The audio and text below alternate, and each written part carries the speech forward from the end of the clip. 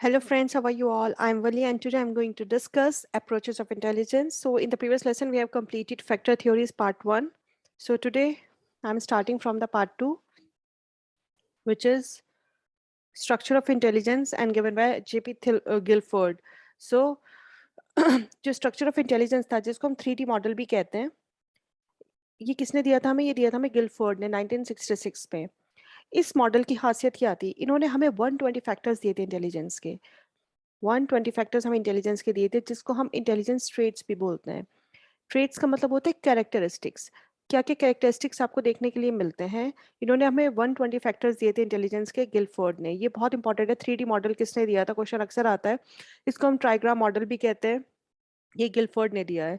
इन्होंने intelligence traits की बात किस तरह से की थी? इन्होंने 3 दिए थे, प्रोडक्ट, कंटेंट एंड ऑपरेशन, जिसके अंदर इन्होंने 120 फैक्टर्स की इंटेलिजेंस की बात की थी। प्रोडक्ट के अंदर आपके कौन-कौन से फैक्टर्स आते थे? Units, classes, relation, system, transformation and implication. Content क्या आते थे हमारे? फिगरल कि बच्चा फिगर के बेसिस पे चीज़ों को कैसे पहचानता है। सिंबॉलिक, सिंबल्स के बेसिस पे आप कैसे चीज़ों को अंडरस्टैंड करते हैं। सिमेंटिक, चीज़ों का मीनिंग समझ के आप कैसे उनको अंडरस्टैंड करते हैं। बिहेवियरल, ऑडिटरी, चीज़ों को सुन के आप कैसे करते हैं अंडरस्टैंड। कैसा आपका कॉग्निशन है। ऑपरेशन वाली चीज़ें आप कैसे मैनेज करते हैं, किस तरह का आपका कॉग्निशन है, किस तरह से आपकी मेमोरी है, आप चीज़ों को रिकॉल कैसे कर पाते हैं, चीज़ों को रिकॉग्नाइज कैसे करते हैं आप। Divergent thinking, open ended thinking, that means जब आप आउट ऑफ बॉक्स किसी चीज़ को सोच सकते हैं, आपके अंदर वो कैपेबिलिटी है काम को करने की। कन्वर्जेंट थिंकिंग, आप चीज़ों को थोड़ा क्लोज एंडेड वे में सोच पाते हैं। इवैल्यूएशन की कैसे इवैल्यूएशन होता है ऑपरेशन की चीज़ों में। तो जो 120 फैक्टर्स दिए थे 1966 में, इन्होंने 6 तो दी थी। ये सब यूनिट जो थी इसकी 6 थी प्रोडक्ट की, 4 कंटेंट की थी, ऑपरेशन में 5 थे, तो इसलिए 120 फैक्टर्स थे। लेकिन 1967 में क्या हुआ था कि जो कंटेंट था उसके अंदर एक ऐड हो गया था। कंटेंट में 5 हो गए थे, तो 6 प्रोडक्ट, 5 कंटेंट एंड 5 ऑपरेशन, इस तरह से 150 फैक्टर्स हो गए थे इंटेलिजेंस के। लेकिन 180 फैक्टर्स कहलाते हैं आज के वक़्त में, 6 एक और ऐड हो गया था, जो कि आपके इवैल्यूएशन में आता था, सॉरी इसमें ऑपरेशन में आता था। एक इंक्रीज़ होके तो 180 फैक्टर्स होते थे, एट प्रेज़ेंट कहलाते हैं कि अब 180 फैक्टर्स हो गए हैं। स्टार्टिंग जो हुई थी 120 फैक्टर्स से हुई थी, लेकिन आज की तारीख में 180 फैक्टर्स हैं इंटेलिजेंस के। अब हम इनको थोड़ा-सा डिटेल में पढ़ लेते हैं, जो हमने पढ़ा था प्रोडक्ट, कंटेंट एंड ऑपरेशन के बारे में। प्रोडक्ट में आता है हमारा आपका यूनिट्स, कि आप चीज़ों को ग्रैस्प करते हैं सेंसरी परसेप्शन के बेसिस पे, उनकी यूनिकनेस के बेसिस पे, किस चीज़ के अंदर क्या चीज़ यूनिक होती है, आप कैसे उसको परसीव कर पाते हो, कैसे समझ पाते हो। क्लासेस की आपकी एबिलिटी है कि चीज़ों को आप कैसे क्लासेस के बेसिस पे कैटेगराइज़ कर पाते हैं, कैसे आप उनका आइडिया लगाते हैं। रिलेशंस, कि आपके अंदर एबिलिटी है चीज़ों को समझने की, उन रिलेशंस के बीच में, कि लोगों चीज़ों के बीच में क्या रिलेशन है, आप उसे कैसे ग्रेस्प कर पाते हैं, आप उसको कैसे समझ पाते हैं।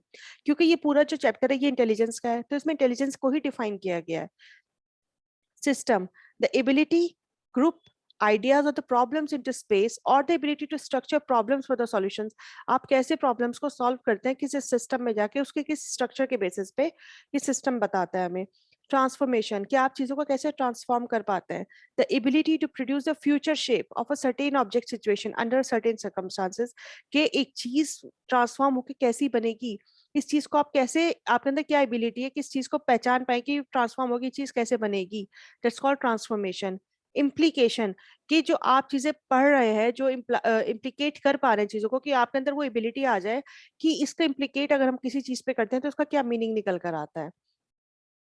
फिर चीज़ें आती हैं आपकी कंटेंट में। कंटेंट में आता है आपका विजुअल, ऑडिटरी, सिंबॉलिक। विजुअल का मतलब चीज़ों को छू कर आप देख सकते हैं अपनी आईज़ से। आप मतलब क्या कहते हैं, जो विजुअली का मतलब ये होता है जो चीज़ें आप आईज़ के थ्रू देख सकते हैं, जिन चीज़ों को परसीव कर सकते हैं आप आईज़ के थ्रू। ऑडिटरी, जो चीज़ें आप सुन के कर सकते हैं। Perceive through years. सिंबॉलिक, जिससे सिंबल्स को पहचान के, लेटर्स को कंपोज करके, डिजिट्स को कन्वेंशनल साइंस के बेसिस पे आप उन्हें पहचान पा रहे हैं। सिमेंटिक, जिन चीज़ों का meaning, it is a form of clear cut verbal meaning और ideas for which no examples are necessary, मतलब आप मीनिंग समझ के उन चीज़ों को ग्रैस्प कर पा रहे हैं। बिहेवियरल, ये आपका सोशल इंटेलिजेंस में आ जाता है कि आप किस तरह से बिहेव करते हैं, आप कैसे ह्यूमन कम्युनिकेट कर पाते हैं, आप सोसाइटी में रहते हैं, आपको पता होना चाहिए कि आपको किसके साथ किस तरह से कम्युनिकेट करना है। दैट्स योर बिहेवियरल इंटेलिजेंस, जिसको हम सोशल इंटेलिजेंस भी कहते हैं।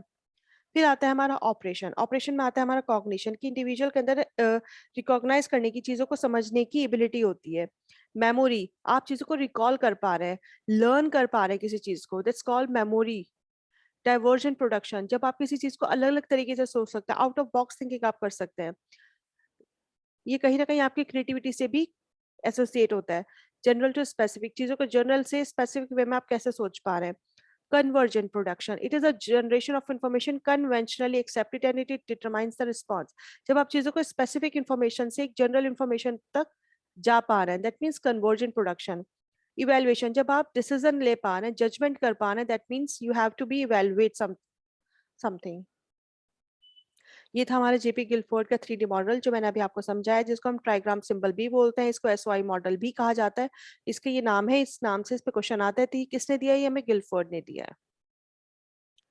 फिर आती है हमारी थ्योरी ऑफ मल्टीपल इंटेलिजेंस, जिसके थ्योरिस्ट है हार्वर्ड गार्डनर, और ये बहुत अच्छा क्वेश्चन है और जो हर साल आता है, अक्सर नेट में भी आता है और सीटेट में भी आता है। इनकी एक बुक थी जिसका नाम था फ्रेम्स ऑफ माइंड, जो कि हार्वर्ड गार्डनर ने दी थी। थ्योरी ऑफ मल्टीपल इंटेलिजेंस का मतलब ही ये है कि आप मल्टीपल इंटेलिजेंस की बात करें, कि एक इंसान के अंदर एक तरह का इंटेलिजेंस नहीं होता, there is a multiple of intelligence. Multiple of intelligence का मतलब इंटेलिजेंस जो होता है वो एक सिंगल एंटाइटी नहीं है, कि अलग अलग लोगों में अलग अलग तरह का इंटेलिजेंस देखने के लिए मिलता है। इन्होंने कहा था कि इंटेलिजेंस सिर्फ एक तरह का नहीं होता, इनका कहना यह था कि इंटेलिजेंस जो होता है 7 तरह का होता है।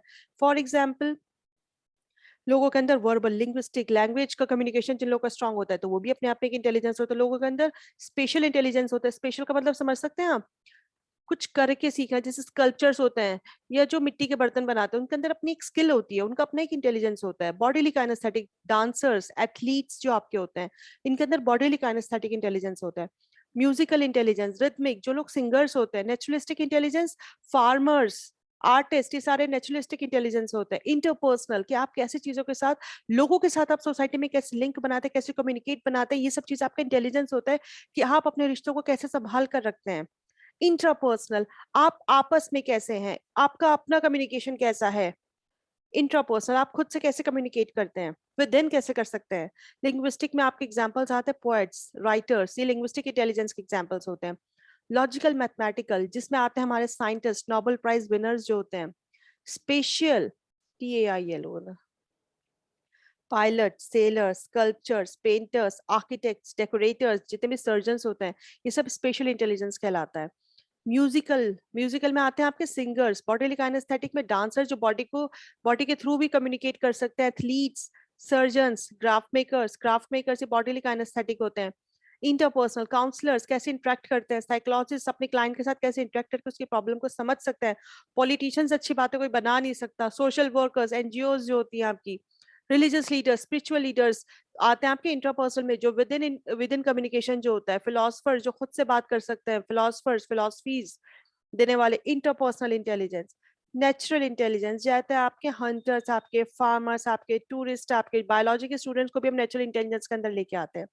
तो जो हमारे हार्वर्ड गार्डनर थे, उन्होंने डिफरेंट डिफरेंट टाइप्स के इंटेलिजेंस की बात की थी। उन्होंने कहा था किसी के अंदर सिर्फ एक तरह का इंटेलिजेंस नहीं होता, किसी के अंदर लिंग्विस्टिक भी होता है, किसी के अंदर लॉजिकल मैथमेटिकल भी होता है, कुछ के अंदर नेचुरल इंटेलिजेंस बहुत अच्छा होता है। तो इन्होंने अलग अलग इंटेलिजेंस की बात की थी। इसके रिलेटेड एक क्वेश्चन है, वो भी हम कर लेते हैं, तो आपको अच्छे से क्लियर आउट हो जाएगा। जो टाइप्स ऑफ इंटेलिजेंस होता है वो दिए हुए हैं, आपको बताना है कि क्या वो किसके साथ मैच आउट करता है। ठीक है। Musical, linguistic, interpersonal, special. देखिए म्यूजिकल का मतलब तो सिंगर्स के साथ होगा, इट्स वेरी सिंपल। ठीक है। फिर आता है आपका लिंग्विस्टिक। लिंग्विस्टिक में कौन आ जाएंगे? लिंग्विस्टिक इंटेलिजेंस में आपके पोएट्स आ जाएंगे, जो लैंग्वेज की बात करते हैं। ठीक है, तो बी का हमारा सेकंड हो जाता है बहुत इजीली, वो हम यहाँ देख सकते हैं। और इंटरपर्सनल, इंटरपर्सनल मतलब जो थेरेपिस्ट होते हैं, काउंसलर्स होते हैं, कम्युनिकेट कर सकते हैं अपने क्लाइंट से, उनकी प्रॉब्लम को समझ सकते हैं। स्पेशल में आते हैं आपके स्कल्पचर्स। तो डी का हमारा बहुत इजीली 5 हो जाएगा, तो हम देख लेते हैं हमारा आंसर क्या होता है। डी का 5, डी मीन स्पेशल, स्पेशल के साथ आपका स्कल्पचर आ गया बहुत इजीली। इंटरपर्सनल के साथ आपका थेरेपिस्ट आ गया। ठीक है,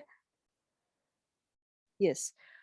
फिर आता है हमारा लिंग्विस्टिक। लिंग्विस्टिक के साथ तो हमारा मैंने बता ही दिया था, आपका पॉइंट आ जाता है। और म्यूजिकल, यस, और म्यूजिकल के साथ आपका आता है वॉयलिनिस्ट, जो म्यूजिक बजाते हैं। वॉयलिनिस्ट जो होते हैं आपके म्यूजिक बजाते हैं ना। और एथलीट का अगर बॉडी काइनेस्थेटिक होता है तो उसमें आ जाता है एथलीट का आपका बॉडी काइनेस्थेटिक इंटेलिजेंस में। तो ये हमारा आज का लेसन है। नेक्स्ट लेसन में मैं इसी से रिलेटेड क्वेश्चंस कराऊंगी, प्रैक्टिस क्वेश्चंस। तो आपका ये वाला फैक्टर थ्योरीज का काफी तक कंसेप्ट आपके क्लियर हो जाएंगे। So thank you attention. Friends, thank you for attention. Stay blessed and enjoy learning. Video पसंद आए तो please like share and subscribe जरूर करिएगा और नेक्स्ट चैनल में मैं इसकी वीडियोस लेके आऊंगी और चैनल को प्लीज सब्सक्राइब करिएगा।